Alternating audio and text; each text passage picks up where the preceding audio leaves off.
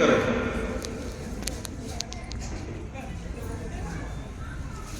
देखो हमारी कथा में अगर स्वयं भी गिरेगी ना तो हमें आवाज आ जाती है, इसलिए सोफे पे बैठी हैं जो माताएं, उनको बोलो।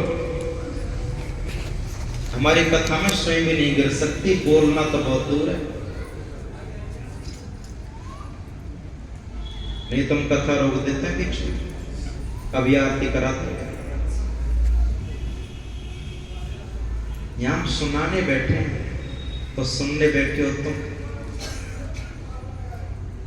सिर्फ यहां कथा सुनने के लिए ही है। इतना बड़ा आयोजन जो हो रहा है कथा सुनने के लिए ही हो रहा है। और हमारी कथा में कोई भी ना सुने इतनी हिम्मत नहीं है किसी की।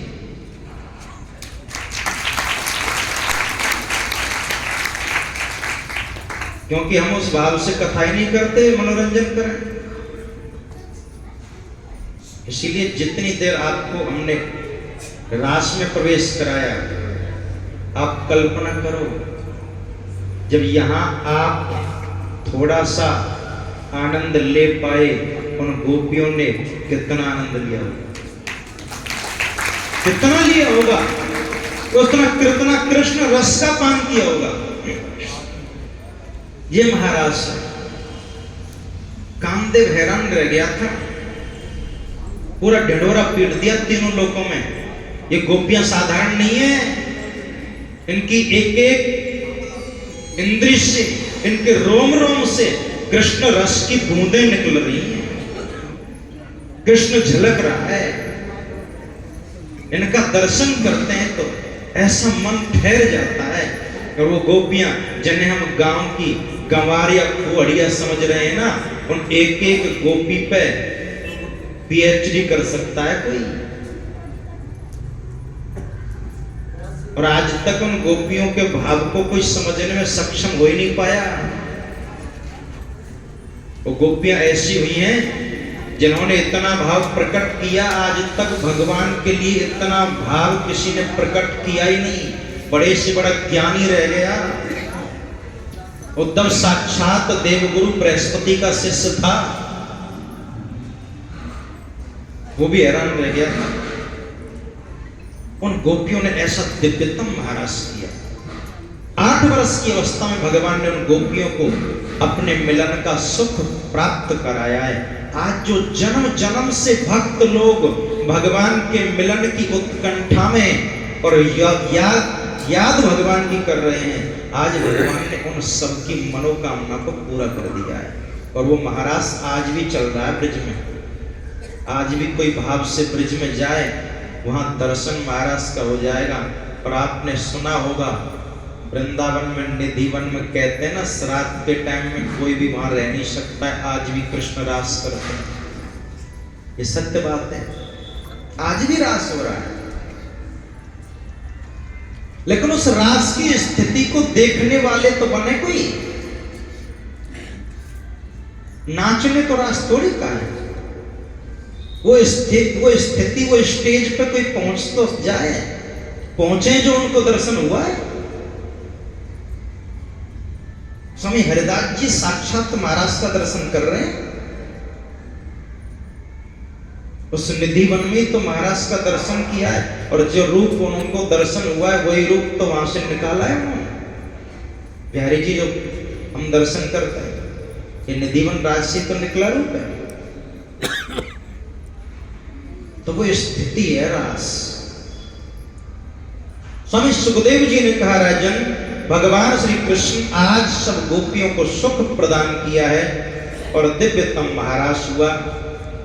भगवान श्री कृष्ण जब से महाराज किया है, उसके बाद गोपियां अपने घर में उनका मन नहीं लगता है। वो हर समय कृष्ण का ही दर्शन करते हैं, चाहे कृष्ण उनके पास है या नहीं है, लेकिन उसी छवि का दर्शन, रास बिहारी छवि का दर्शन, वो गोपियां निरंतर, जिन्होंने उस छवि को अपनी आंखों में कैद कर लिया है। और एक बात बताएं, उन गोपियों ने अपनी आंखों में कृष्ण को कैद कर लिया और वो कैद आज तक हुआ पड़ा है। ब्रज छोड़ के अगर कोई द्वारका गया है तो कृष्ण का ऐश्वर्य रूप गया है, बंसी वाला रूप तो आज भी ब्रज में। द्वारका भगवान गए जरूर है, द्वारका में भगवान को बंसी नहीं लगाई जाती, माखन का भोग नहीं लगाया जाता, मोर पंख नहीं लगाया जाता, क्योंकि ये सब ब्रज की ही निशानियां हैं। भगवान ने कहा ये तो ब्रज में ही लगा सकता हूं, बाकी तो ऐश्वर्य दर्शन है। ना माखन ना बंसी, मोर पंख अब लगाने लग गए, एक दो बार हमने भी देखा था, लेकिन वो मर्यादा ब्रज तक सीमित थी पहले, क्योंकि ब्रज में आज भी वो बंसी वाला ठाकुर है। ब्रज के किसी मंदिर में चले जाओ, आपको वहां बंसी वाले ठाकुर जी मिलेंगे, चार भुजाधारी नहीं मिलेंगे। हाँ, द्वारकाधीश मंदिर है मथुरा में, वो द्वारका का रूप है, वो अलग हो गया, वो तो द्वारका का रूप है भाई। लेकिन ब्रज के जितने ठाकुर हैं आज भी श्री किशोरी जी के साथ में है, वो बंसी रखी है, क्योंकि भगवान ने ब्रज में जो किया है वो सिर्फ प्रेम लीलाएं तो करी है। बाकी सुदर्शन का प्रयोग तो ब्रज में कहीं नहीं हुआ है, किसी शास्त्र में वर्णन नहीं है कि भगवान श्री कृष्ण ने सुदर्शन चक्र का प्रयोग ब्रज में कभी किया हो। जितने दैत्य मारे हाथों से खेल खेल में मार दिए। कंस को भी उन्होंने मारने की जरूरत नहीं पड़ी है, कंस भयभीत होकर अपने आप प्राण निकल गए उससे। वो तो प्रेम का रूप है, और प्रेम का रूप का दर्शन ब्रज में आज भी है। उन गोपियों ने ऐसा कैद कर दिया, वो ब्रज से कहीं बाहर जाने ही नहीं दिया उनको। ऐसा दिव्यतम महाराज हुआ है। भगवान ने सुदर्शन, शंखचूड़ आदि राक्षसों के वध किए हैं। भगवान जब गाय चराने जाते हैं, गोपियां उनके स्वागत में स्वागता छंद में गीत गाती हैं और भगवान का स्वागत करती हैं। इधर कंस भयभीत है, कंस ने बड़ा प्रयास किया है भगवान कृष्ण को मारने के लिए, बड़े बड़े दैत्यों को, बड़े बड़े क्रूर राक्षसों को भेजा, कृष्ण पकड़ में नहीं आए किसी के, सारे दैत्यों का वध कर दिया है। आज कंस अक्रूर जी को भेजता है, और कंस का एक पुरोहित था सत्याग्नि जिसका नाम था, उसने याद दिलाया महाराज आपके पास में एक धनुष है परशुराम जी का दिया हुआ। परशुराम जी के दो धनुष थे, एक राजा जनक के पास रखा है और एक कंस को दे रखा है। कंस से कहा था जिस दिन इस धनुष को कोई तोड़ देगा तो तुझे मार देगा। आप ऐसा करो, उस धनुष का आयोजन कराओ, पूरे ब्रज में निमंत्रण भिजवाओ, और क्यों ना सारे ब्रजवासी जब आ जाएंगे तो नंद गांव से भी उन बालकों को बुलवा लेंगे, और जैसे वो धनुष अगर तोड़ देंगे तो सीधी बात है वही तुम्हें मारेंगे, उनको पकड़ के पहले हम मार देंगे। बड़े बड़े दैत्य यहाँ हमारे पास हैं, बड़े बड़े मल्ल राक्षस हैं। योजना कंस की समझ में आ गई। अब कंस बोला भाई नंदगांव से उन बालकों को कौन लाएगा, किसी के साथ कोई ब्रजवासी भेज थोड़ी देगा उन बालकों को। सत्याग्नि ने कहा वसुदेव जी का एक चचेरा भाई है अक्रूर, उसको भेज दो। नंद बाबा उससे जानते हैं कि वसुदेव जी का चचेरा भाई है, इसीलिए कोई दिक्कत नहीं होगी, उसके साथ वो दोनों बालक आ सकते हैं, ये बाकी से अनजान के साथ तो नहीं भेजेंगे ब्रजवासी। अक्रूर को आज कंस ने बुलाया है अपने राजभवन में, और दरबार में जैसे अक्रूर आया, अक्रूर को अपनी बगल में बैठा लिया सिंहासन पे, आओ अक्रूर यहाँ बैठो बगल में। और जैसे अक्रूर बैठा, अक्रूर तो भयभीत हो गया, ये दुष्ट दूसरों का सिंहासन छीन के तो खुद बैठा है, अपने पिता को तो छीन लिया सिंहासन, जेल में डाल दिया, और हमें सिंहासन पर बैठा रहा है, इसका मतलब ये हमसे कोई बहुत बड़ा काम करवाने वाला है। अक्रूर जब ही समझ गए। अक्रूर तुम ठीक तो हो ना, परिवार में सब ठीक है, कोई धन की कमी हो तो बता देना।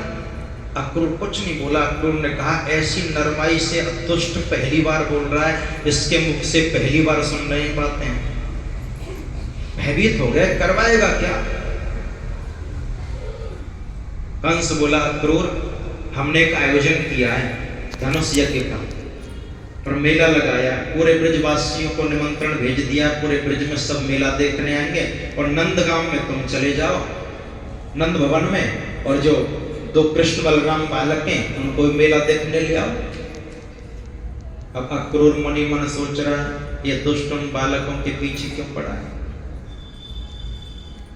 और हमें उनको लाने के लिए बोल रहा है, और अगर हम ले आए, इसने वो बालक मार दिए तो देवकी वसुदेव पे क्या बीतेगी, ब्रजवासियों पे क्या बीतेगी।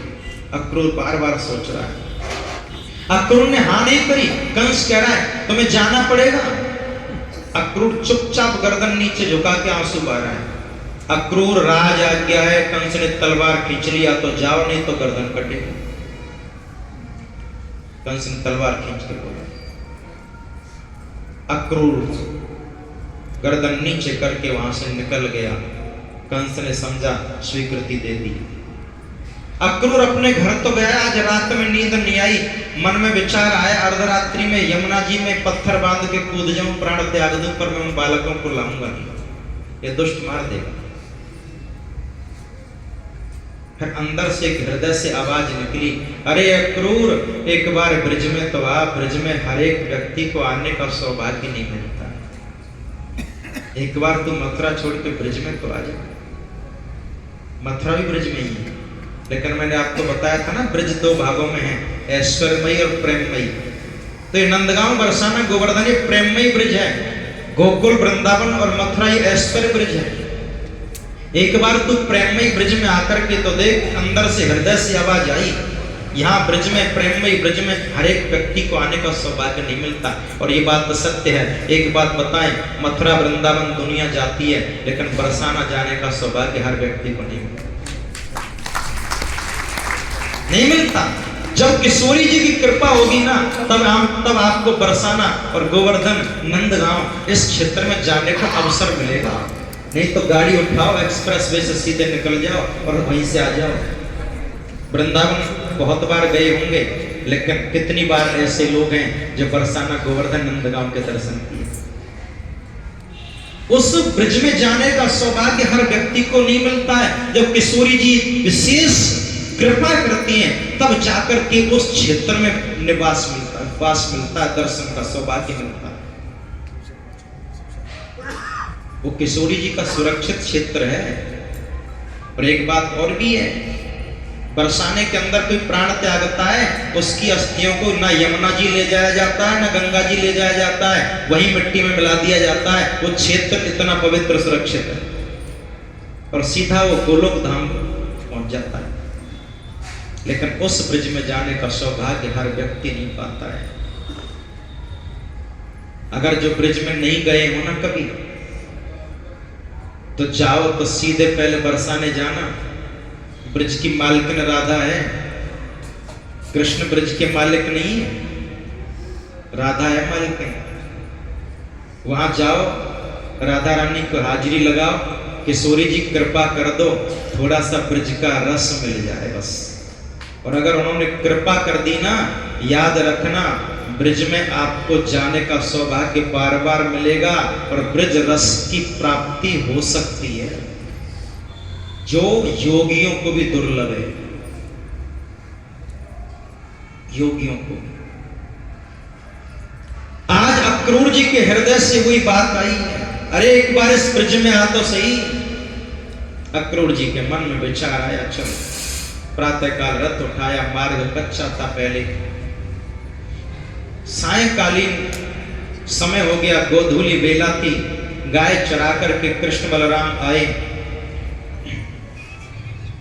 गौशाला में से, फिर दूध निकाल करके दोनों भाई गाय का, और जैसे बाहर निकल रहे थे उसी समय अक्रूर जी का रथ सामने से आ रहा। अक्रूर जी का रथ जब सामने से आता वो दिखाई दिया, कृष्ण बलराम ने पहचान लिया अक्रूर जी को।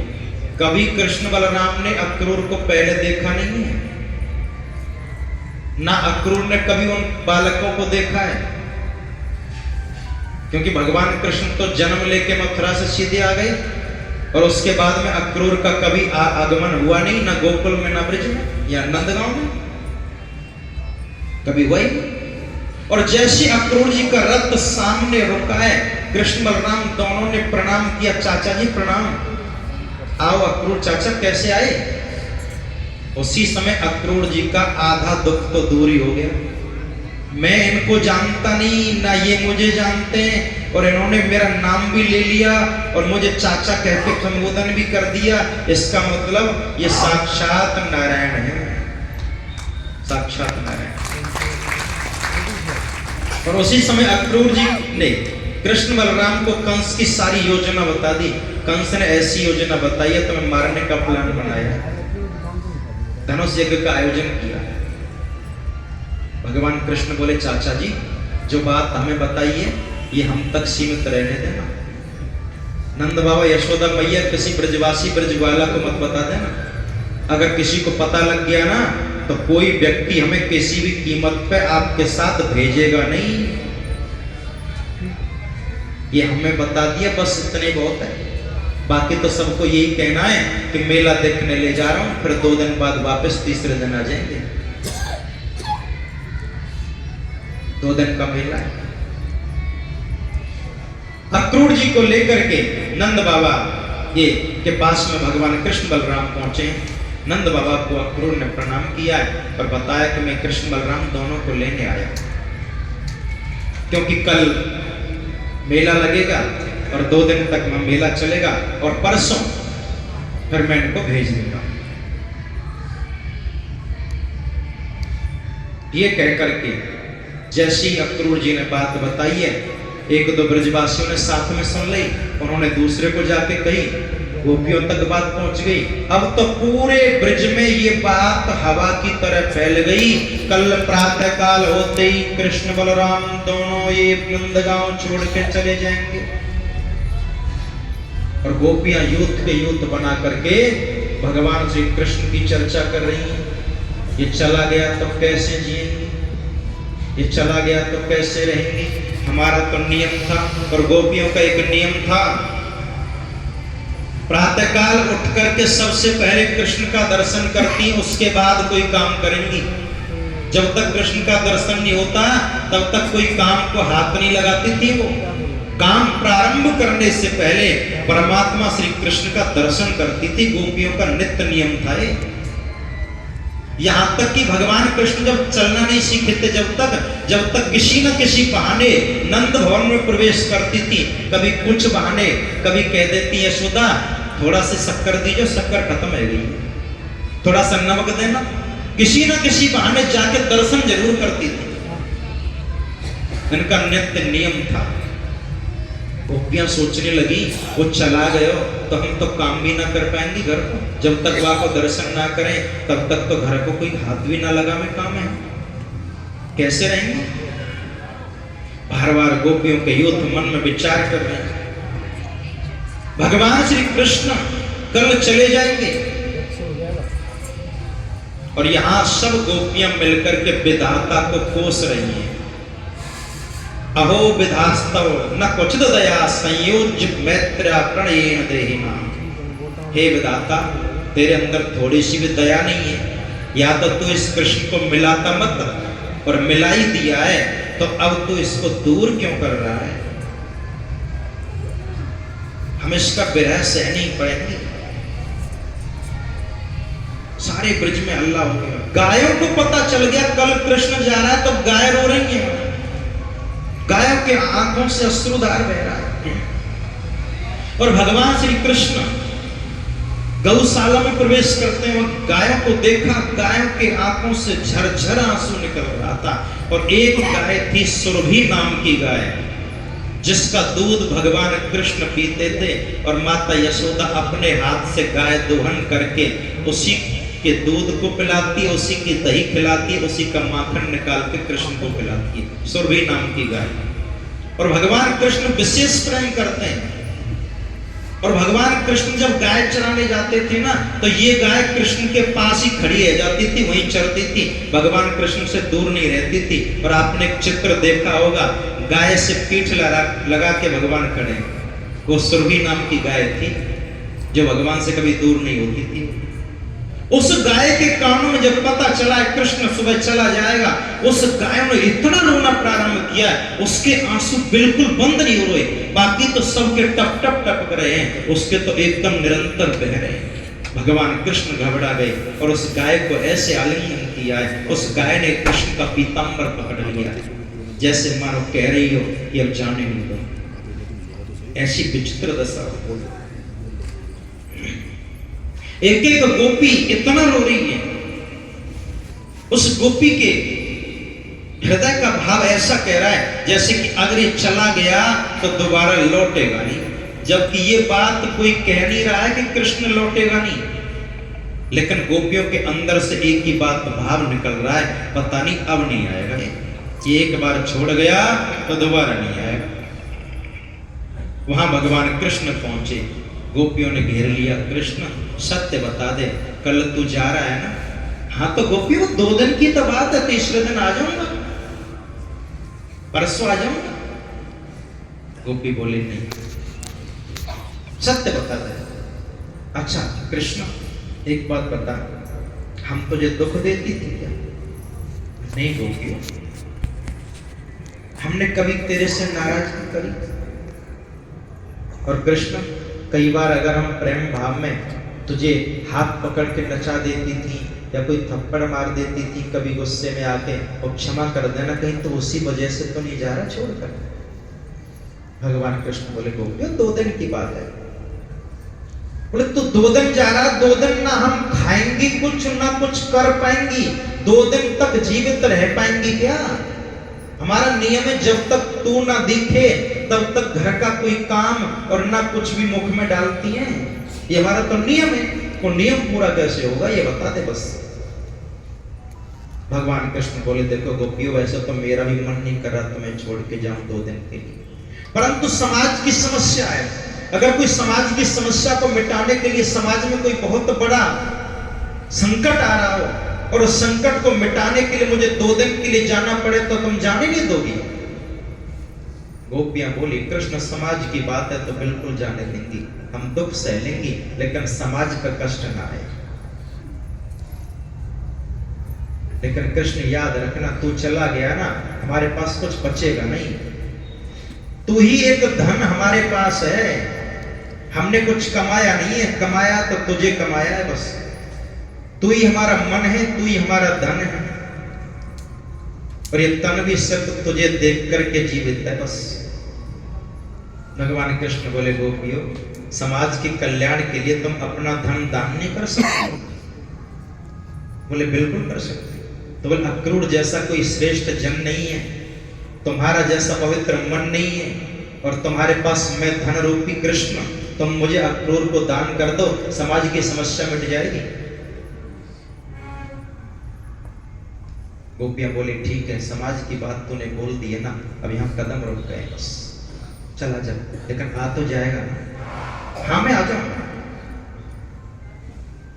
इधर माता यशोदा को पता चला है, माँ यशोदा कुछ कर नहीं पा रही है। माँ यशोदा सोच रही है चला गए हो तो ऐसो तो ना है कहीं फिर दोबारा ना आवे, मन में वही भाव आ रहा है बार बार। माता यशोदा जो भगवान कृष्ण को अपने हाथ से स्वयं भोजन कराती थी, आज भगवान कृष्ण कह रहे मैया भोजन करा दो, बहुत टाइम हो गया है, अब तो जल्दी भोजन बना के जल्दी खिला दिया करती थी, सूर्य अस्त होने से पहले पहले ही, अब तो रात हो गई। माँ यशोदा थाल में भोजन तो लाई है, लेकिन जैसे ही टुकड़ा तोड़ा उसी समय कृष्ण के मुख में देने वाली झरझर आंसू बहा। मैया तो रुक, कृष्ण मैं ये सोच रही हूँ आज तक तूने अपने हाथ से कभी खाना नहीं खाया, एक टुकड़ा तोड़ के अपने मुख में आज तक कभी तूने नहीं दिया, 2 दिन के लिए तू जा रहा है, 2 दिन कैसे रहेगा तू? तो 2 दिन में भूखा मर जाएगा, वहां कौन खिलाएगा? उसी समय भगवान कृष्ण ने क्या किया, मैया के हाथ से वो टुकड़ा लिया और अपने मुख में डाल लिया, फिर अपने आप स्वयं भोजन कर लिया।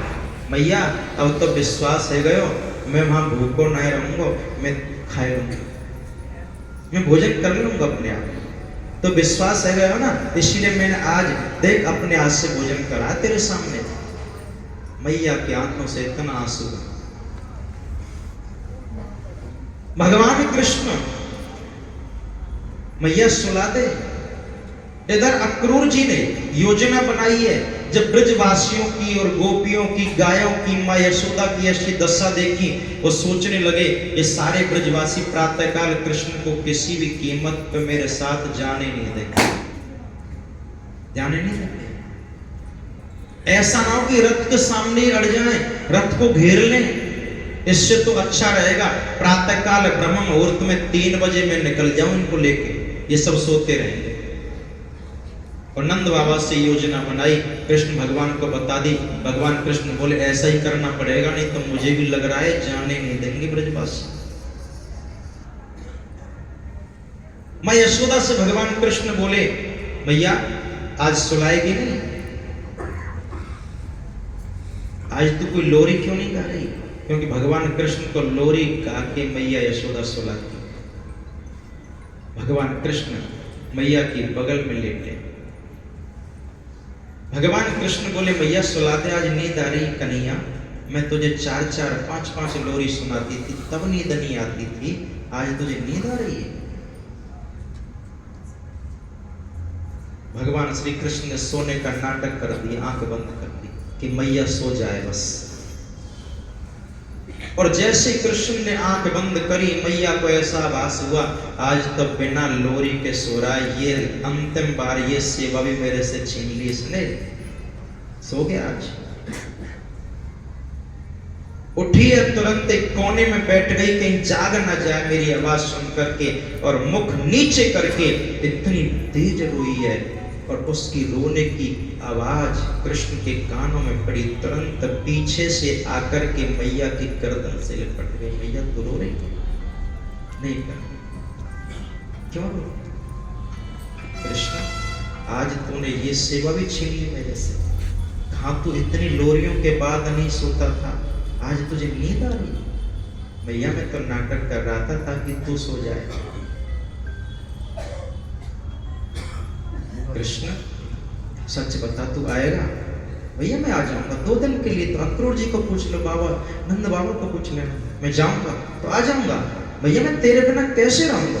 तेने सोच कैसे ली कि तेरा कन्हैया तेरे बिना रह जाए? भगवान श्री कृष्ण मैया को मना करके लेट जाते हैं, और मैया ने भी सोने का नाटक कर दिया कि नहीं तो ये भी नहीं सोएगा, कल से जाना भी है। और जब ब्रह्म मुहूर्त हुआ है उसी टाइम भगवान कृष्ण जगे। मैया यशोदा स्वयं स्नान कराती थी कृष्ण को, लेकिन आज भगवान कृष्ण स्नान गृह में स्वयं घुस गए, और वहां स्नान करके वस्त्र धारण करके तिलक लगा करके मैया के सामने आ गए। मैया में कैसे लग रहे हो? कृष्ण को देख करके मैया का हृदय फट गया। कृष्ण तूने 1 लोटा पानी अपने सिर पर कभी नहीं डाला था मेरे बिना, कभी तूने मेरे बिना एक पीतांबर अपने गले में नहीं डाला था। आज तू श्रृंगार करके भी तिलक धारण करके स्नान वस्त्र पहन के सब आ गया। मैया मैं तो इसलिए आया हूं, नहीं तो फिर तू सोचेगी स्नान कैसे करेगा, वस्त्र कैसे पहनेगा, तिलक कैसे लगावेगा। कृष्ण ये सेवा भी छीन ली है, आज तो मेरे हाथ से करने देता। भैया मैं आ जाऊंगा 2 दिन बाद, फिर तू ही तो करेगी, और कौन है मेरा? कृष्ण तेरा तो पता नहीं कृष्ण, लेकिन मेरा सिर्फ तू है, तेरे सिवा मेरा कोई नहीं। मैं तुझे देख के जीवित रहती थी कृष्ण। और एक बात बताऊं, आज तक तो मैंने 2 घंटे भी अपने से दूर नहीं किया। और भगवान कृष्ण जब गाय चराने जाते थे ना, तो मैया यशोदा बार बार कभी खाना देने के बहाने, कभी पानी देने के बहाने, कभी दूध देने के बहाने, कभी मक्खन देने के बहाने, न जाने जंगल के कितने चक्कर लगाती थी। अपने से कभी 2 घंटे दूर नहीं होने दिया था। आज तेरी मैया कैसे रहेगी? भैया 2 दिन की बात है। और जैसे ही भगवान श्री कृष्ण ने मैया को प्रणाम करके दरवाजा खोला अक्रूर जी ने, तो सारे ब्रजवासी दरवाजे पे खड़े हैं। नंद भवन के 12 दरवाजे थे, 12 दरवाजों पर पूरे नंदगांव के ब्रजवासी खड़े होते। कृष्ण हमें पता था तो रात में ही छोड़ के जाएगा, इसलिए आज कोई सोया नहीं, सब दरवाजों पर खड़े हैं। अक्रूर हैरान रह गया, कृष्ण कैसे जाएंगे? कृष्ण बाहर निकला है, सारे ब्रजवासियों ने रथ को पकड़ लिया, कृष्ण को पकड़ लिया। कृष्ण एक एक ब्रजवासी से समझा करके कह रहे हैं, भैया मैं तुम्हारे बिना बिल्कुल नहीं रह पाऊंगा, देख 2 दिन की बात है। सुरभि नाम की गाय दौड़ती हुई आई है, रोती हुई, कृष्ण का पीतांबर खींच लिया, छोड़ नहीं रही है। गोपियां रथ के आगे लेट गई हैं। कृष्ण ये दृश्य जब देख रहा है, कृष्ण का हृदय पिघल गया, ये ब्रज मेरे बिना कैसे रहेगा? उसी समय एक गोपी ने कहा, कृष्ण उस किशोरी को पता है कि तू जा रहा है, उससे विदा ले ली तूने, उसको तूने बता दिया है, उससे मिल लिया है तू? कृष्ण बोले, मेरी हिम्मत नहीं हो रही मैं उससे मिलूं। सखियां पकड़ करके ले गई कृष्ण को जबरदस्ती। राधा रानी को जब पता लग गया था, तो जहां पहली बार कृष्ण और राधा का मिलन हुआ था 2 मील वन में, उसी वन में श्री राधा रानी बैठ करके आंसू बहा रही थी और उस वन को गालियों से कोस रही थी, अरे तूने मिलाया क्यों? कृष्ण जब पहुंचे, राधा जी को रोते हुए देखा, राधा जी की आंखों से 4 अश्रु की धार बह रही, एक आंख से 4 धार निकल रही थी। और जब कृष्ण ने देखा, तुरंत एकदम हृदय इतना पिघल गया, राधा रानी के 3 धारों को मिटा दिया। 4थी धार जैसे मिटा रहे थे, भगवान कृष्ण का हाथ पकड़ लिया, कृष्ण इतने आंसू अंदर पी नहीं सकूंगी, एक रास्ता तो छोड़ दे, बाहर निकल। राधे नहीं, कंस को मारते समय अगर मुझे तेरे आंसुओं की याद आ गई तो निर्बल बन जाऊंगा, मैं कंस को मार नहीं पाऊंगा।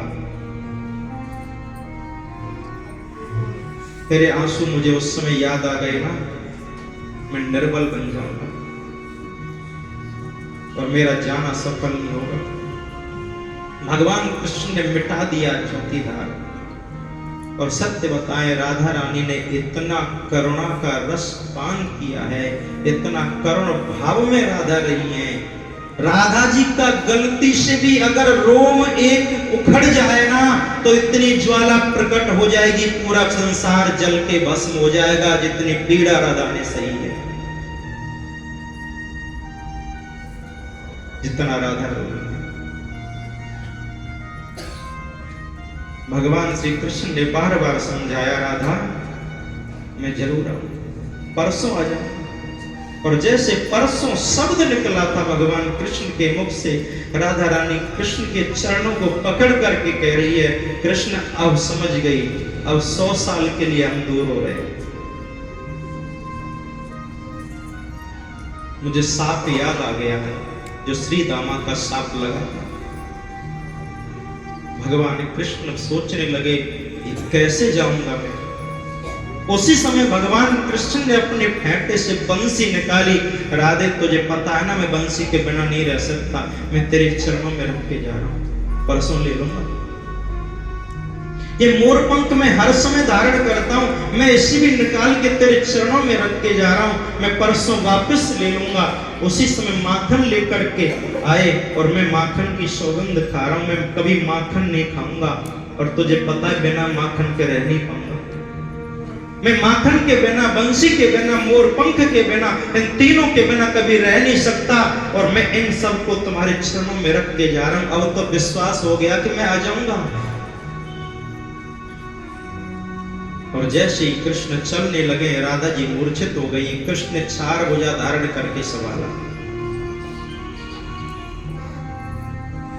ध्यान नाम का देवता प्रकट हुआ है, और उसी समय श्री राधा जी बोली है, हे कृष्ण क्या अब मिलन होगा? उसी समय ध्यान नाम का देवता बोला, हे राधे मैं कराऊंगा। ब्रज में आज के बाद भगवान कृष्ण सीधे नहीं मिल पाएंगे, ध्यान के माध्यम से मिलेंगे। मैं ध्यान नाम का देवता वचन देता हूं, जो भी ब्रज में कृष्ण का ध्यान करेगा उसे कृष्ण का दर्शन होगा। और श्री राधा रानी से विदा लेकर के भगवान श्री कृष्ण गए राधा जी को समझाकर, और जैसे पुणे नंदगांव आए सारी गोपियों को भी भगवान ने समझाया, और जैसे रथ में बैठ करके रथ को जैसे ही चलाने का प्रयास किया, उसी समय मां यशोदा तड़पती रह गई।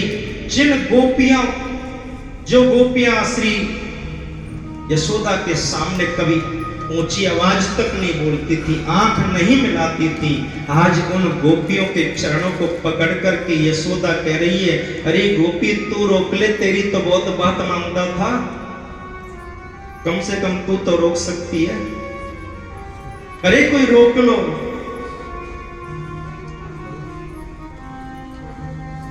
मथुरा चलो मेरो बारो, अब न ब्रज में कोई हमारो।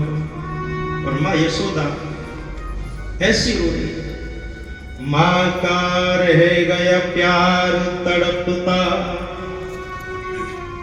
मां का रह गया प्यार तड़पता, रही धधकती छाती, ना जाओ काना मैया कहकर बुलाती, वाल वाल ये सारे रोमे, रो रही यशोदा मैया,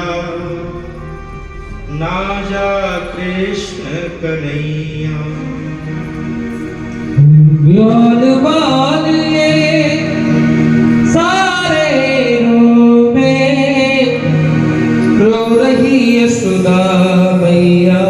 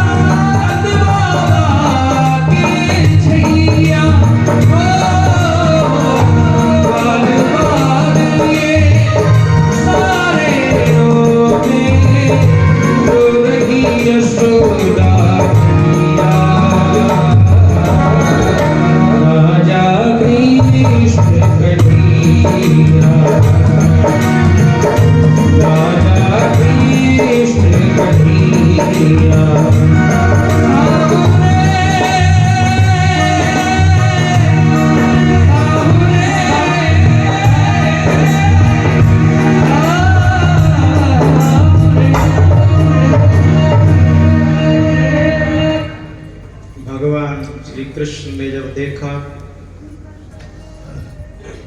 मैया यशोदा की ऐसी दशा हो रही, नंद बाबा भी हैरान रह गए, यशोदा कहीं ऐसा ना हो कृष्ण के जाते ही प्राण त्याग दे।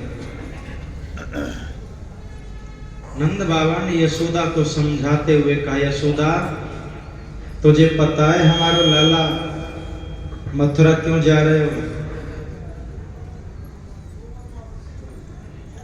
कंस मथुरा का राजा है और इन हमारे दोनों बालकों को अक्रूर को लेने भेजा है।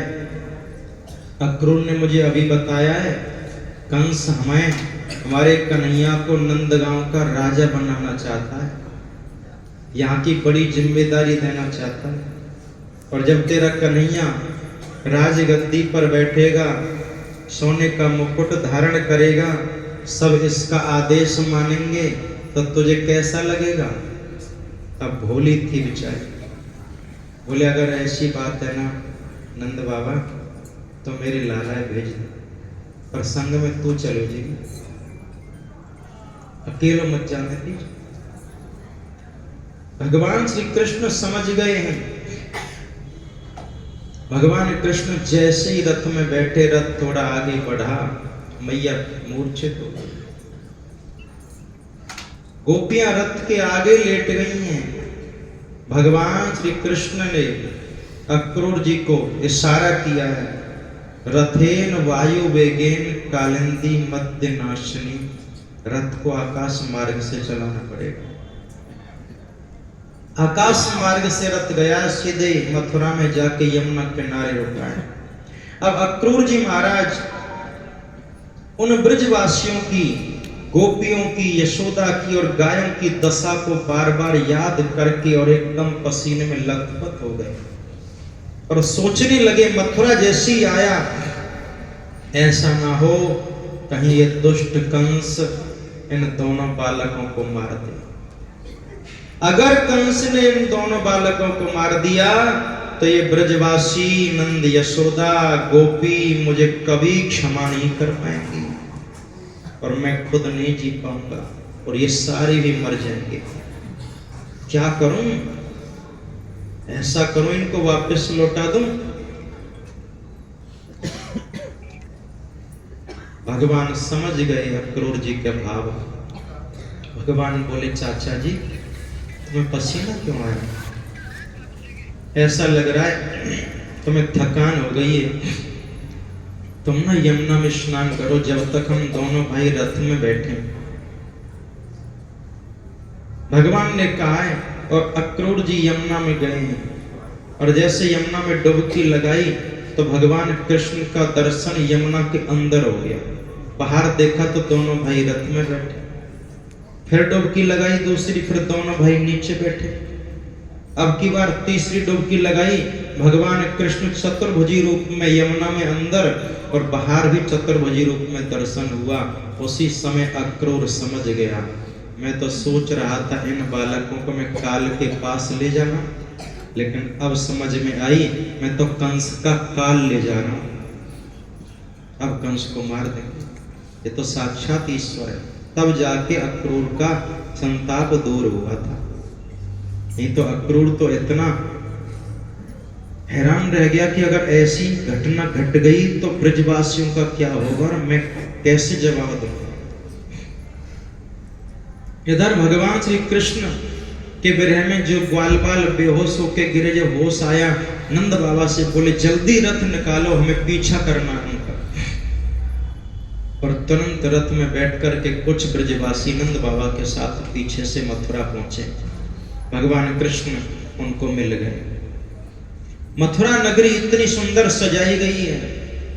अब सारे ब्रजवासी बोले भैया ये तो बहुत ज्यादा सजावट है, हम तो अच्छे कपड़े पहन के भी नहीं आए। कंस का एक धोबी कपड़े धो के ला रहा था, बड़े सुंदर वस्त्र थे। भगवान ने उससे मांगा लेकिन उसने मना कर दिया। रजकस्य कराग्रेण सरह कायाद पातयत, भगवान ने उसे मुक्का मारा, उसका प्राणांत हुआ है और उससे वस्त्र लेकर के ब्रजवासियों को दिए। अब वो नाप के ठीक नहीं आ रहे हैं। एक दर्जी था और ये भक्त दर्जी था, और ये इसीलिए दर्जी का काम कर रहा था कि इसको नारद जी ने बताया था एक दिन भगवान श्री कृष्ण तेरे पास कपड़े सिलवाने। आज भगवान उन्हीं वस्त्रों को इसके पास ले गए और भगवान श्री कृष्ण के सखाओं के नाप के उसने उन वस्त्रों को बना दिया है। सबने वस्त्र पहने हैं। फिर एक माली उसने मालाएं पहनाई हैं। कुब्जा नाम की एक दासी जो कंस को चंदन लेपन किया करती थी, वो सामने से आ रही थी। 3 जगह से कुबड़ी थी, कुरूप थी। भगवान ने जब देखा एक कंस को चंदन लगाने जा रही है तो भगवान ने उसे एक शब्द कहा, हे सुंदरी, हमें चंदन मिलेगा। आज इस कुब्जा ने पहली बार अपने लिए सुंदरी शब्द सुनाया, नहीं तो सब कुबड़ी कहते थे। ये हैरान रह गई, इधर उधर देखा, मेरे अलावा कोई दूसरा भी नहीं है। फिर बोले, आपने मुझे को सुंदरी कहा? हाँ, तू ही तो है, यहाँ और कौन है? तुझे ही कहा। क्यों मजाक कर रहे हो कृष्ण? मजाक नहीं, अब बोल दिया तो सुंदर हो भी जाओ। पहले तो हमें चंदन लगाओ। कुब्जा ने अपने हाथ से सारे ब्रजवासियों पर भगवान को चंदन लगाया और भगवान ने उसके कुबड़ को जैसे हाथ से स्पर्श किया, वो सुंदर स्त्री बन गई। भगवान से कहा, आप मेरे घर पधारे। भगवान ने कहा, अभी तो समय नहीं है, कंस वध के बाद जरूर आऊंगा। भगवान श्री कृष्ण आगे बढ़े हैं और वहां जैसी रंगभूमि में प्रवेश किया है और जिसकी जैसी भावना थी वैसा भगवान का दर्शन हुआ है। मल्ला नाम शनीन्द्र नाम नरवरः, स्त्री नाम स्मरतो मूर्तिमान, गोपा नाम सजनो सताम खित भुजाम, शास्ता सपित्रो शिशु मृत्युर्भोज पतेर विराड विदुषाम तत्वम परम योगिना। जो भगवान को बालक मानती उनको बालक के रूप में दर्शन हुआ है। बड़े बड़े दैत्यों को भगवान का विराट रूप का दर्शन हुआ है। जो भक्त भगवान मानते थे उनको चतुर्भुजी रूप में दर्शन हुआ है।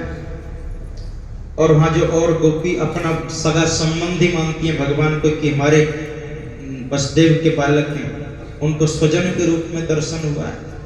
और कंस को तो साक्षात मृत्युर्भोज पतेर विराड विदुषाम तत्वम परम योगिना, कंस को साक्षात मृत्यु के रूप में दर्शन हुआ। भगवान श्री कृष्ण बलराम आगे बढ़े हैं।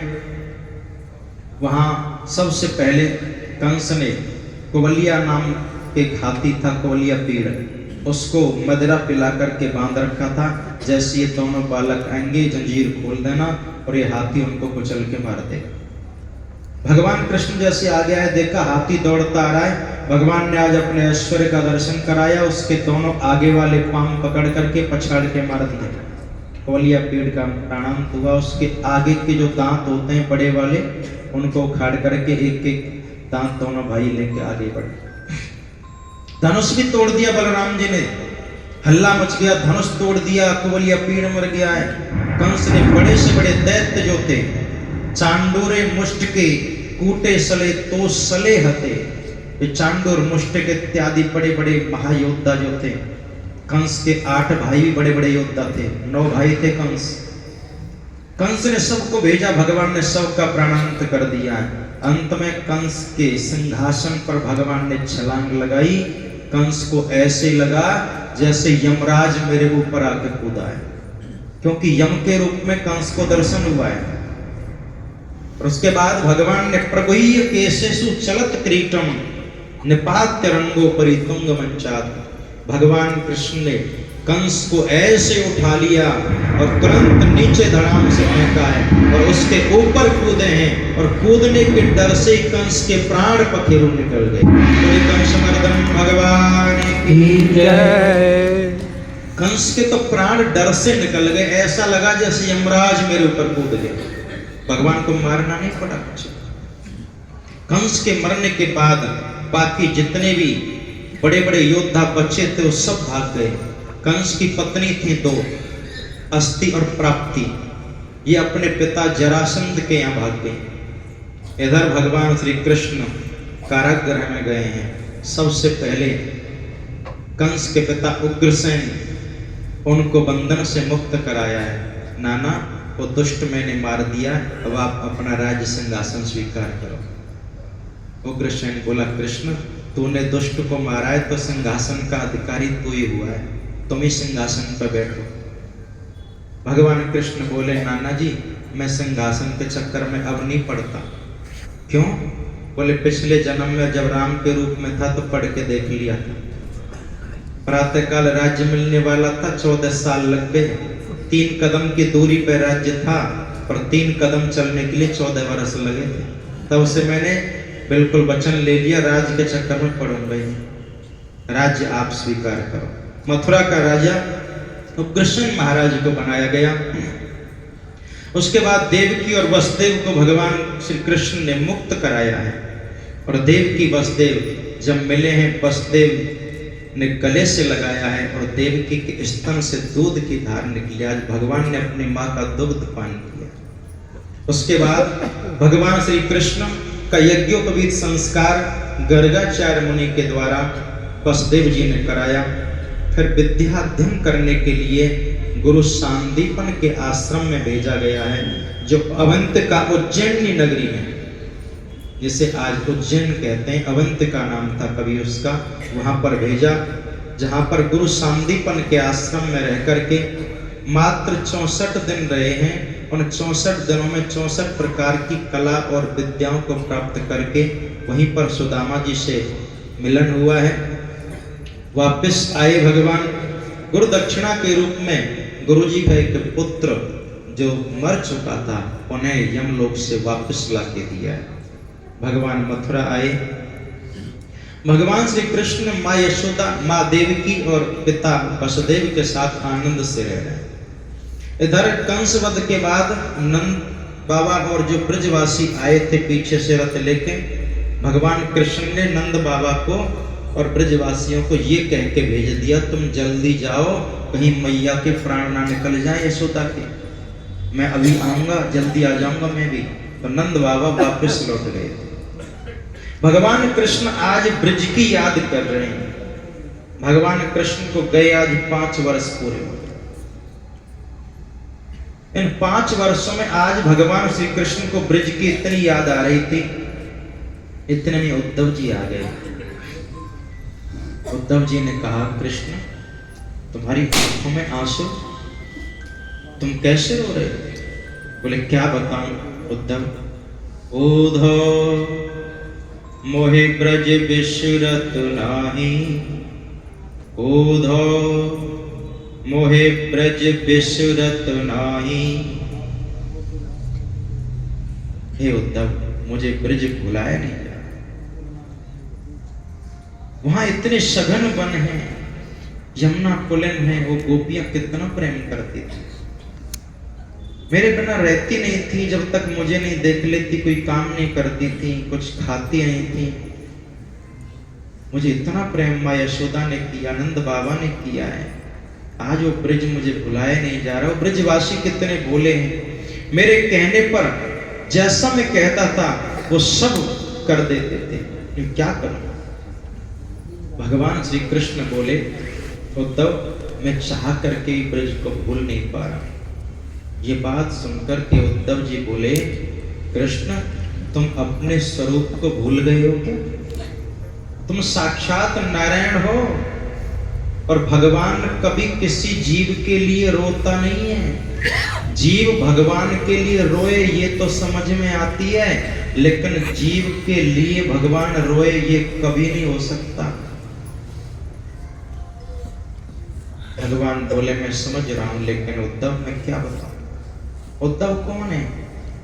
शिष्यो बृहस्पति साक्षात उद्धवो बोधिसत्तमा। साक्षात गुरु बृहस्पति का शिष्य है उद्धव। उद्धव जी को यहाँ इस धरती पे कोई गुरु नहीं मिला था, समझ में नहीं आया उसके कोई गुरु। वो सीधा स्वर्ग पहुंच गया और देवताओं के गुरु बृहस्पति से शिक्षा प्राप्त करी है उद्धव ने। ये तो भागवत के 10वें स्कंद 40/1 में लिखा है।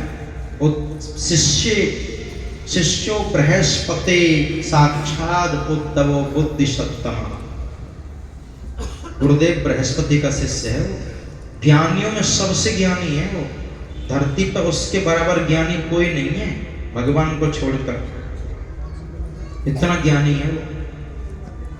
भगवान ने कहा उद्धव मैं तेरी बात से सहमत हूं, लेकिन मैं कहता हूं तो एक बार उन गोपियों को समझा सकता है? बोले मैं नहीं समझा पाऊंगा तो और कौन समझाएगा? ऐसा कोई जीव है धरती पर जिसे मैं ना समझा सकूं? मैं साक्षात गुरुदेव बृहस्पति का शिष्य। बोले तो एक बार उन गोपियों को समझा दे, मुझे वो 1 मिनट के लिए भूल जाए, 1 क्षण के लिए भूल जाए बस, मैं तुझे वचन देता हूं जीवन में कभी उनका नाम नहीं, वो 1 क्षण भूल जाए बस मुझे। 1 क्षण कितना होता है? जितने समय आकाश में बारिशों के टाइम बिजली चमकती है ना, उसका टाइमिंग होता 1 क्षण का। इतनी देर भूल जाए बस। और इतनी देर की बात कर रहे हो कन्हैया, वो जीवन में कभी याद नहीं करेंगे? मैं उनको समझा दूंगा कि वो नारायण है, ईश्वर है, उसका तो ध्यान करो, रो मत उसके लिए, और उसको मूर्ति के सामने माथा टेको, वो मूर्ति में भी है, मैं समझा दूंगा।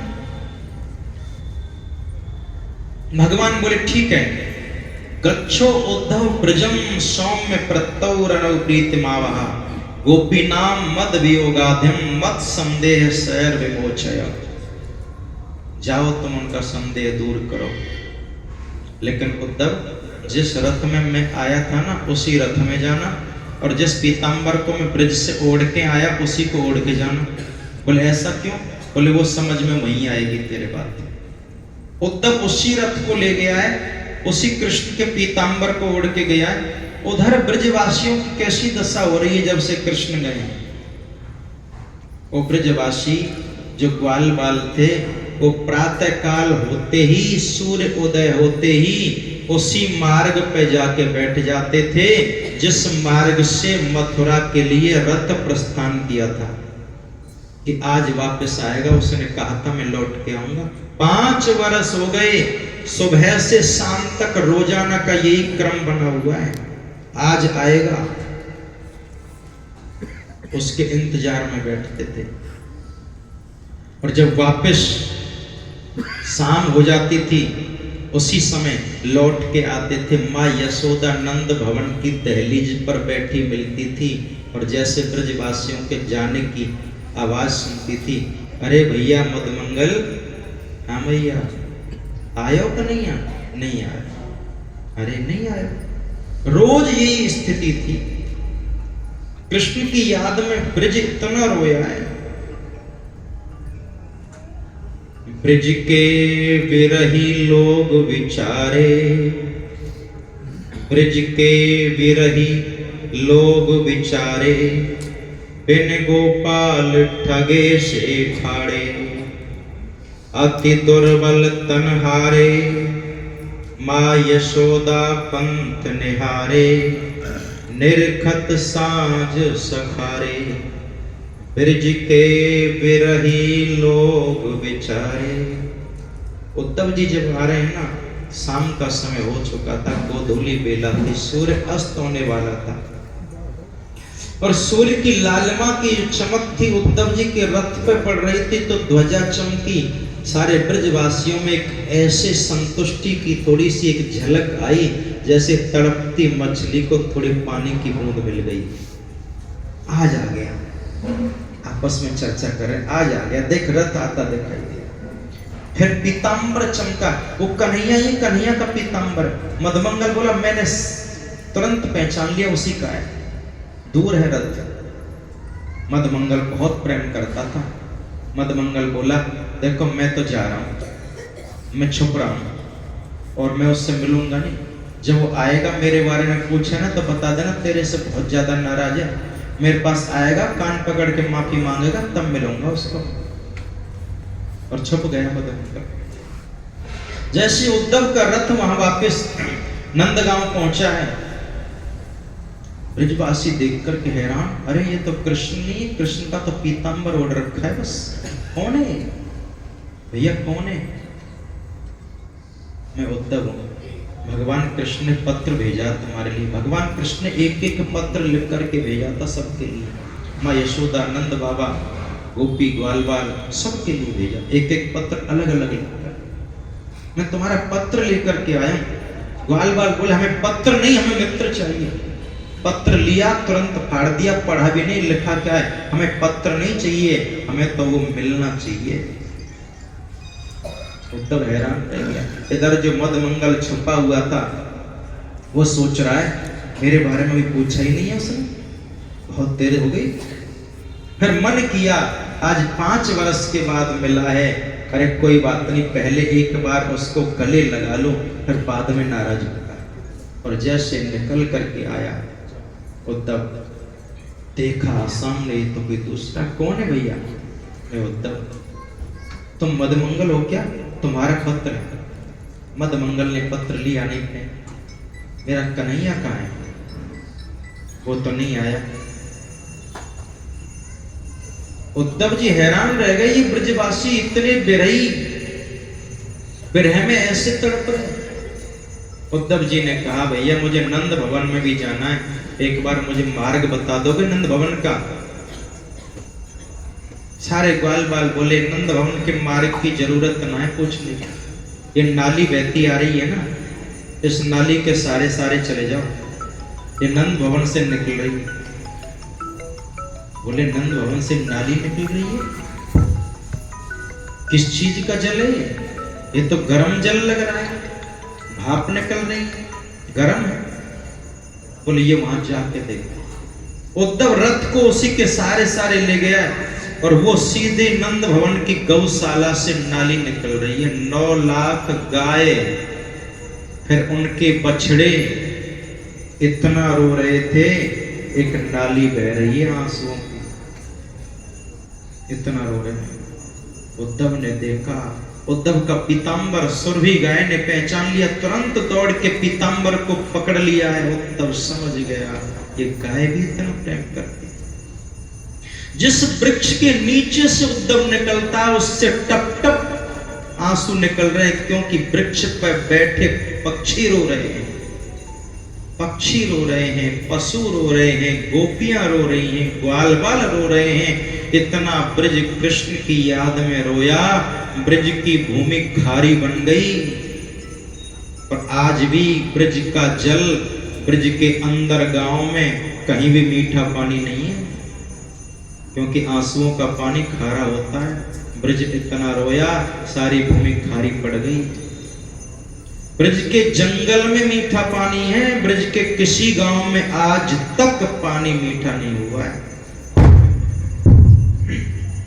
ब्रज इतना रोया कन्हैया की याद।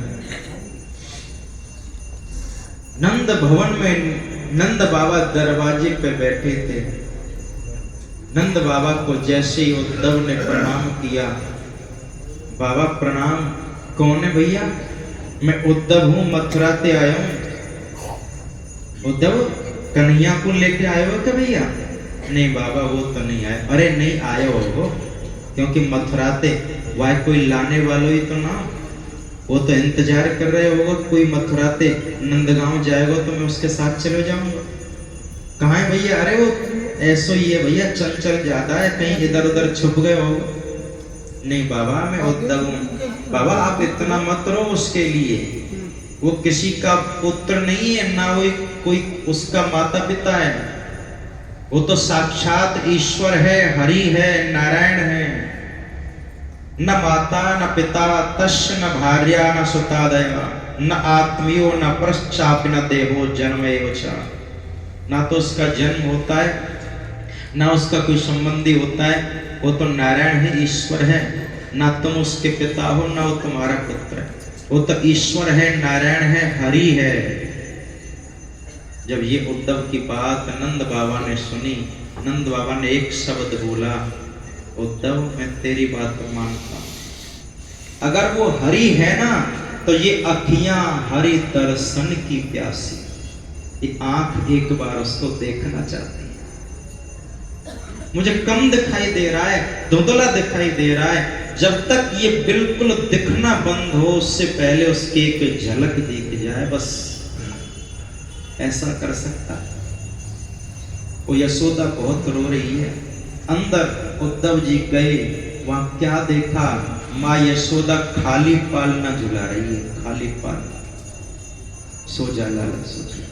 उद्धव ने प्रणाम किया, मैया प्रणाम, कि खाली पालना, चुप, धीरे बोल। उद्धव बोला क्या हो गया?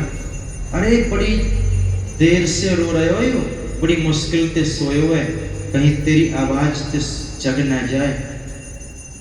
मैया ये तो खाली पालना, अरे तुझे दिखा नहीं है क्या? वो देख देख, टुकर टुकर कैसी आंख खोली अभी। उद्धव हैरान रह गया, ये खुली आंखों से पालने में वो साक्षात ईश्वर का दर्शन कर रही है, जो ईश्वर योगियों के ध्यान तक नहीं आता, वो ईश्वर यशोदा के खुली आंखों में दिख रहा है। उद्धव हैरान रह गया, कृष्ण ठीक कहता था, ये साधारण नहीं है ब्रजवासी ब्रजग्वाल गोपी। उद्धव आया तो ये कहकर के था कि सुबह जा रहा हूं, शाम को लौट आऊंगा, एक दिन मुश्किल से रहूंगा, रात्रि ही व्यतीत करूंगा, रात ब्रज में नहीं गुजारूंगा। उद्धव को 6 महीने हो गए, नाम नहीं ले रहा जाने का। जब उसे पता चला कि प्रेम क्या होता है, उद्धव फिर गोपियों से मिला है। गोपियां यूथ का यूथ बना करके 10-20 गोपियां इकट्ठी होकर के सिर्फ उसी की चर्चा करती है बस, वो कैसा है। और उद्धव दूर खड़ा देख रहा था, वहां गोपियां चर्चा कर रही थी। उसी समय एक भौरा गोपियों के पैरों के पास से मंडराने लगा। गोपियों की नजर भौरे पे गई, अच्छा तू भी उसी की तरह काला है, मथुरा से आया है क्या? तू भी उसी की तरह लगता है, तू भी एक पुष्प पे बैठेगा फिर दूसरे पे चला जाएगा, हर पुष्प का रस प्राप्त करता है, ऐसी वो है, हमसे प्रेम यहाँ किया तो हमें छोड़ के चला गया और मथुरा में प्रेम कर रहा है। तो उसी की तरह काला कपटी है। और वो तो एक जन्म का कपटी नहीं है, वो तो कितने जन्मों का कपटी है। बामन बन के बलि को छीन लिया, क्या बलि ने बिगाड़ा था उसका? उसको छला है।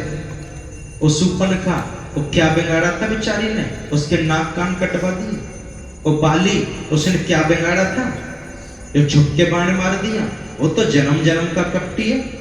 अब उद्धव ये सारी बातें सुन रहा था। उद्धव सोचने लगा, मैं तो इनको यही बताने आया था कि वो भगवान है, ये तो ऑलरेडी पहले से जानती, ये तो पहले से जानती भगवान, मैं इन्हें क्या समझाऊंगा। उद्धव का ज्ञान था ना, वो धुल गया। उद्धव सीधा हो गया। ऊधो सूदो है गयो, ऊधो सूदो है गयो, सुन गोपिन के बोल, ज्ञान बजाई डुमडुमी, प्रेम बजायो ढोल। उद्धव आज ज्ञानी से और प्रेमी बन गया है। उद्धव उन गोपियों के चरणों को स्पर्श करना चाहता है, लेकिन उन गोपियों के चरणों तक पहुंचने की हिम्मत नहीं है, पीछे हट जाता है। किसी ने कहा, क्यों, तेरे चरण छूने की इच्छा है तो स्पर्श कर लेना। बोले, मैं स्पर्श करने का मन में विचार तो कर रहा हूं, पर कहीं ऐसा ना हो स्पर्श करते मैं भस्म हो जाऊं। क्यों? क्योंकि इनमें इतना प्रेम है और इनकी विरह की अग्नि, जिससे इनका शरीर तप करके इतना शुद्ध बन चुका है, मैं अभी उस स्थिति तक नहीं पहुंच पाया। मैं तो अपने आप को गुरुदेव बृहस्पति का शिष्य, सबसे ज्यादा ज्ञानी मान रहा था, लेकिन मैं तो इनके सामने कुछ भी नहीं हूं। कहीं ऐसा ना हो मैं भस्म हो जाऊं, मैं तो वहां तक पहुंचा भी नहीं जहां ये पहुंच गई हैं। गोपियां जब चलती हैं, उनके पैरों का निशान बन जाता है। उस रज को लेकर के उद्धव अपने माथे से लगा लेता है। वंदे नंद ब्रजस्त्रीणाम पाद रेणुम अभीक्षण सा, पाद रेणु पैरों की रज को माथे से लगा रहा है। उद्धव हैरान रह गया, भगवान को प्रार्थना कर रहा है, प्रभु मुझे ब्रज में जन्म दे दो। भगवान कह रहे, क्यों, तू तो शाम को लौटने वाला था, क्या हुआ, इतने दिन हो गए तुझे, आ नहीं रहा? बोले, प्रभु भी और रहूंगा, अभी नहीं आ रहा। क्या हुआ? प्रभु तुमने गलत किया, तुम्हें जाना नहीं चाहिए। उद्धव तू आ जा, बस हो गया। समझाया एकाध गोपी को, प्रभु ऐसा क्यों मजाक कर रहे हो? क्यों? नहीं प्रभु, आप ठीक रोते हो।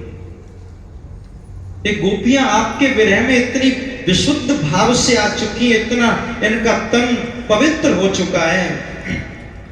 आशा महो चरण रेणु जो सा महाश्याम वृंदावने किमपि गुल्म लतौषधि नाम। हे प्रभु, मुझे अगर ब्रिज में ब्रिजवासी या गोपी की कोई जगह खाली ना होना तो गुल्म लत औषधि नाम, लता और वृक्ष या कोई औषधि बना दो, मैं ब्रिज में वृक्ष बन लूंगा, कोई लता बन लूंगा।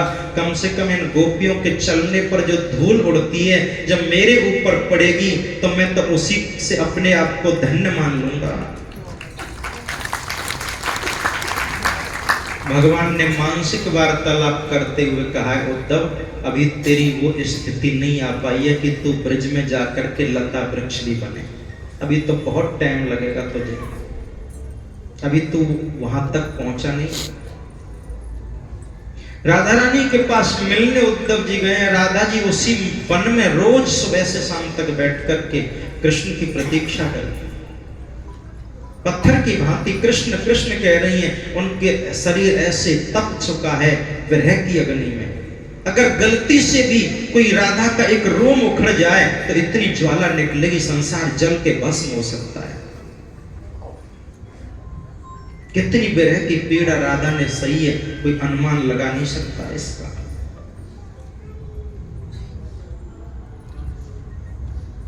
उद्धव जी गए, राधा जी के चरणों को पकड़ के हिलाया, तब भी राधा जी का ध्यान नहीं खुला है।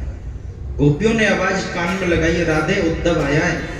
तब राधा ने आंख खोली है। उद्धव जी ने पत्र दिया है। राधा ने पत्र पढ़ा। उसके बाद 6 महीने पूरे हो गए। उद्धव ब्रिज से विदा लेने के मन में विचार कर रहा है। राधा रानी के पास अंतिम बार जब पहुंचा है, राधे मैं जा रहा हूं, तुम कुछ कहना चाहोगी?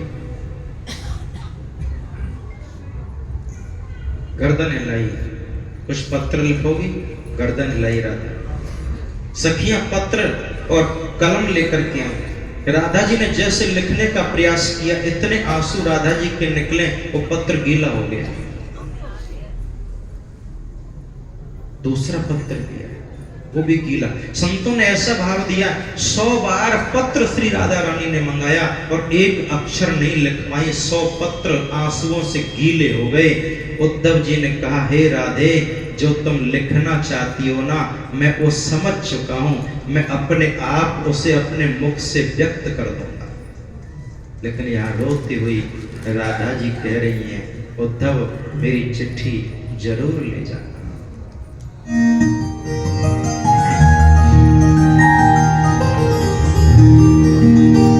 चिट्ठियां ले जा रे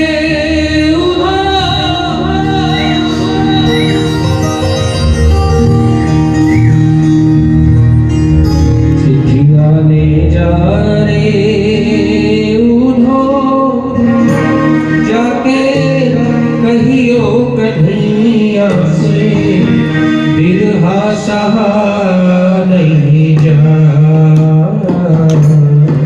चिट्ठियां ले जा रे उधो, जाके कहियो कन्हैया से, बिरहा सहा नहीं जा,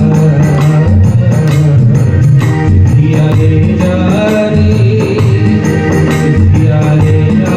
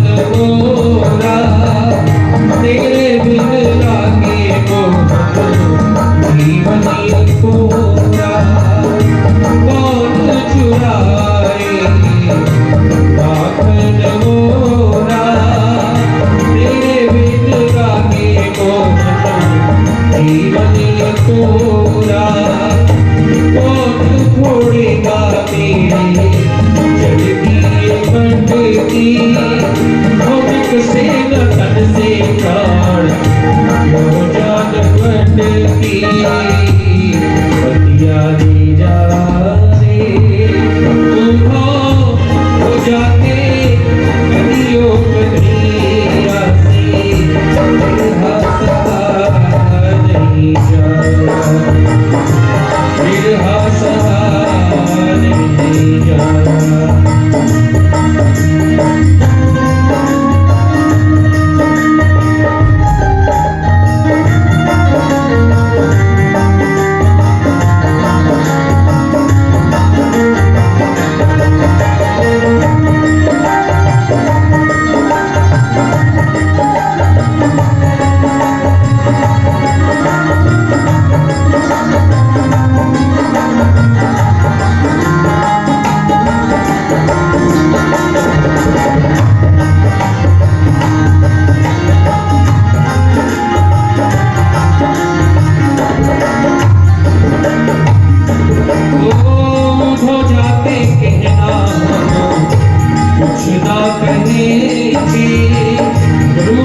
जो कन्हैया तो रूठ देना देंगे हो जाके कहना कुछ ना कहेंगे रूठे जो कन्हैया तो रूठ देना देंगे झूठ भी कहेगा उसे सच मान लेंगे अब ना यशोदा से चुगली करेंगे बतिया ले जा रे हो जाके कहियो कन्हैया से फिर हंसा नहीं जा फिर हंसा नहीं जा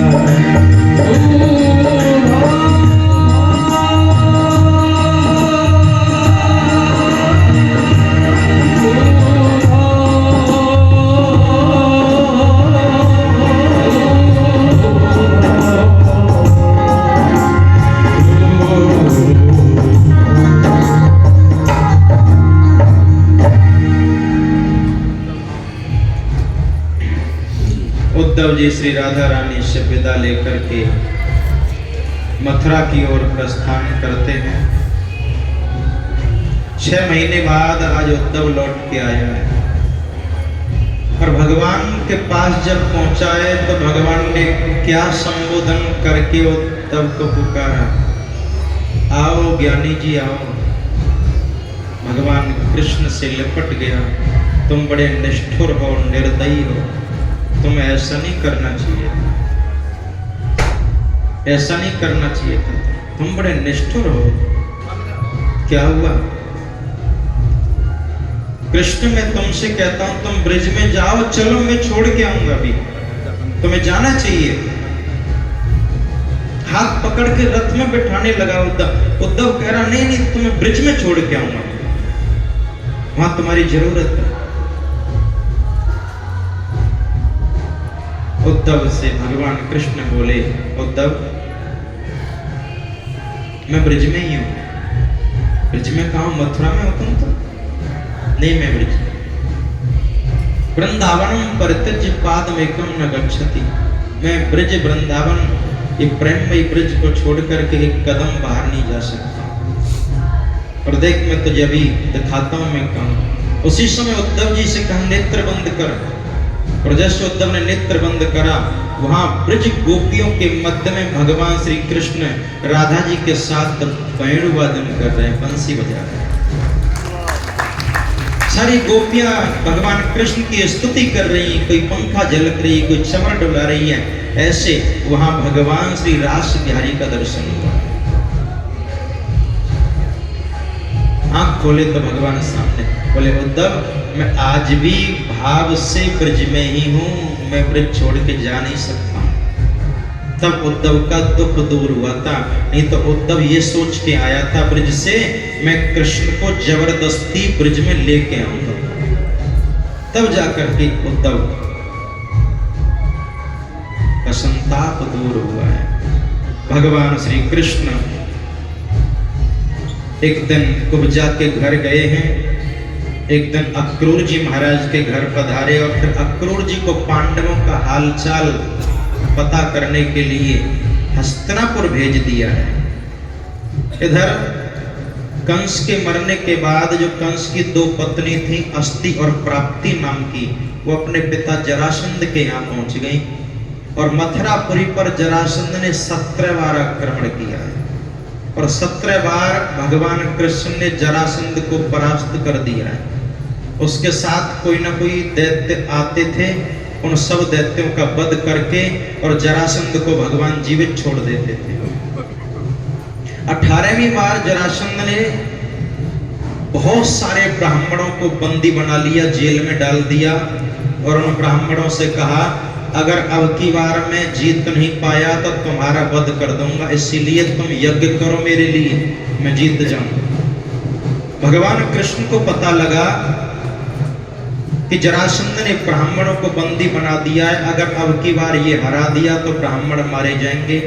तो अब की बार बलराम जी से भगवान कृष्ण कहने लगे हमें युद्ध छोड़ के भागना पड़ेगा और फिर ये मथुरा पे आक्रमण ना कर दे, तो इसीलिए रात में ही सोते हुए ब्रजवासियों के लिए और विश्वकर्मा से कहकर के भगवान श्री कृष्ण ने द्वारिका में एक समुद्र के बीच बीच एक नगरी बनवाई है जिसका नाम द्वारिका पड़ा है और वहां सोते हुए सारे मथुरा वासियों को भेज दिया है। मथुरा पूरी खाली हो चुकी है, राजकोष धन जो भी था सबको वहां भेज दिया। और फिर जरासंध के सामने आए तो बलदाऊ जी ने कहा एक बात बताओ, इसको तुमने 17 बार जीवित क्यों छोड़ा? अगर ये जीवित तो नहीं छोड़ते, इसको मार देते तो आज कम से कम मथुरा तो ना छोड़नी पड़ती। भगवान कृष्ण बोले देखो दाऊ दादा, मेरा जो जन्म हुआ है विनाशाय च दुष्कृताम, दुष्टों का नाश करने के लिए हुआ है। धरती पर कितने बड़े बड़े दुष्ट पड़े, कहाँ कहाँ पड़े, मैं कहाँ ढूंढूंगा जाके। कम से कम जरासंध ने एक काम तो किया 17 बार में, 100-200 दुष्टों को लेकर के युद्ध करने आता था, मैं उन दुष्टों का वध कर देता था, उसे जीवित छोड़ देता था, फिर अगली बार फिर इकट्ठे करके लाता था। इससे बढ़िया सप्लाई मैन कौन मिलेगा? कम से कम घर बैठे सप्लाई दे रहा दुष्टों को, मुझे जाना तो नहीं पड़ेगा, इसीलिए जीवित छोड़ा इसको। और ऐसा ही हुआ, जितने धरती पे बड़े बड़े दुष्ट थे ना, सबको जरासंध इकट्ठा करके ले जाता था और 17 बार में भगवान ने सारे दुष्टों का वध किया। बोले अब जो बच्चे हैं उनको मैं अपने आप देख लूंगा, वो मेरी नजर में ही है। 18वीं बार काल्यवन नाम के दैत्य को लेकर के आया है। भगवान बीच युद्ध छोड़ करके भाग गए, काल्यवन पीछे भागा। भगवान प्रवर्षण पर्वत की गुफा में घुसे, जहां मुचकुंद नाम का एक भक्त जो देवासुर संग्राम में थक गया था और ब्रह्मा जी से वरदान मांगा था, मुझे नींद पूरी करनी है, मैं थक ज्यादा गया और अगर कोई मुझे कच्ची नींद जगा दे तो मेरी दृष्टि पड़ती हुई भस्म हो जाए।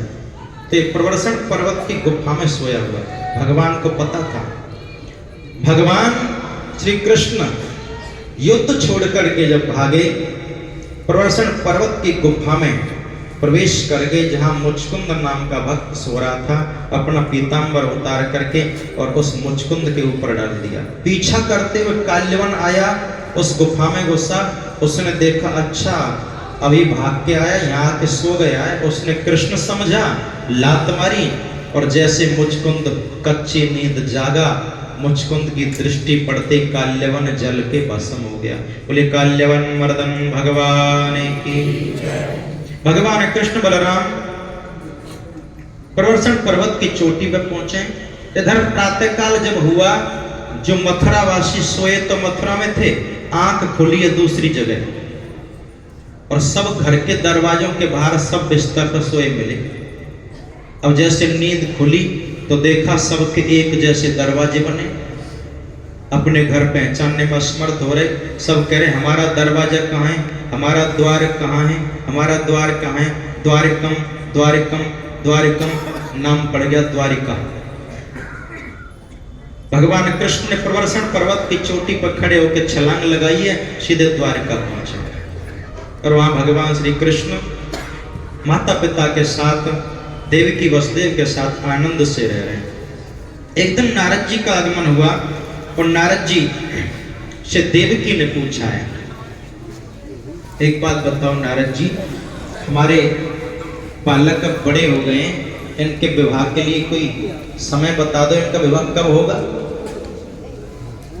तो नारद जी ने कहा, जल्दी विवाह का योग है, पहले आप बड़े पुत्र बलराम का विवाह कराओ।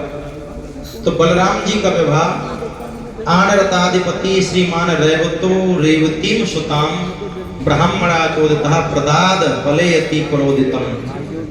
आनर्त देश के राजा रेवत की कन्या रेवती हुई है, और ये रेवत महाराज सतयुग के हैं। रेवत राजा सतयुग में हुए।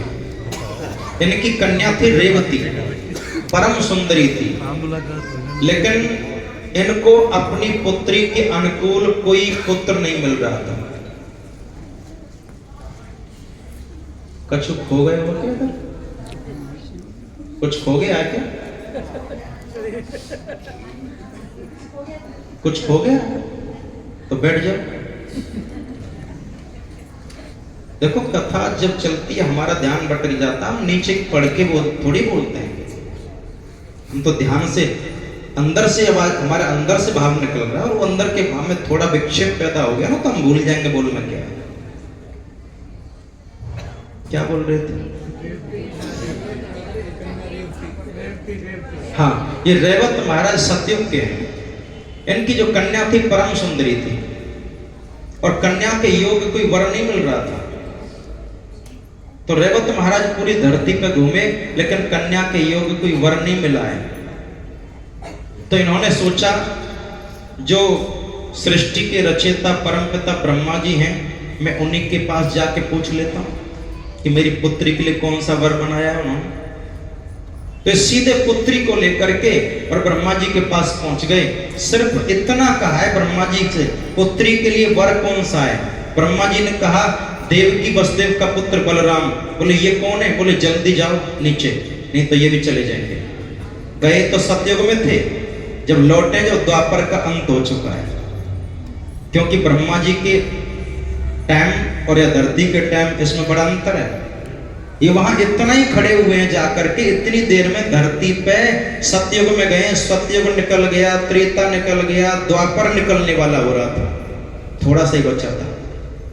ये जब नीचे आए देखा तो यहाँ तो युग बदल गया, सब बदला हुआ है।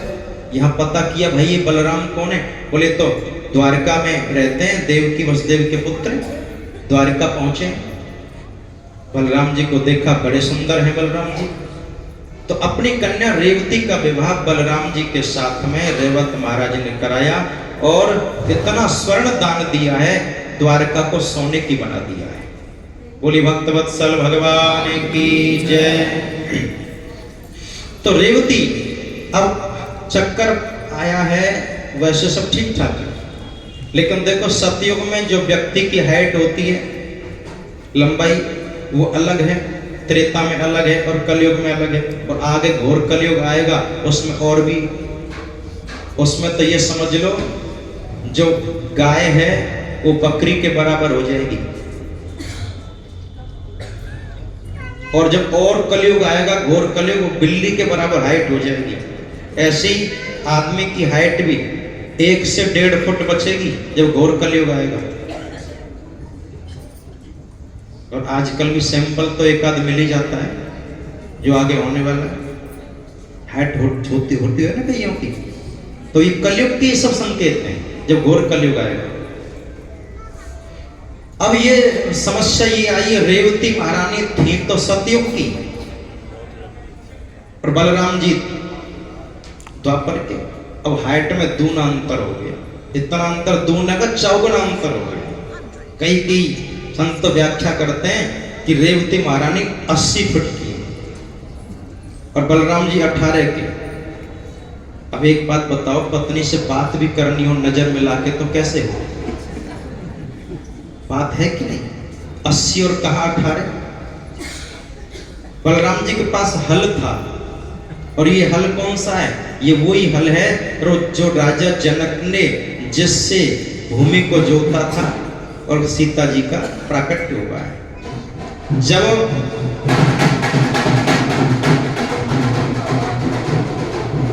ये कहां से मंगा लिए जी, इनको बंद कराओ।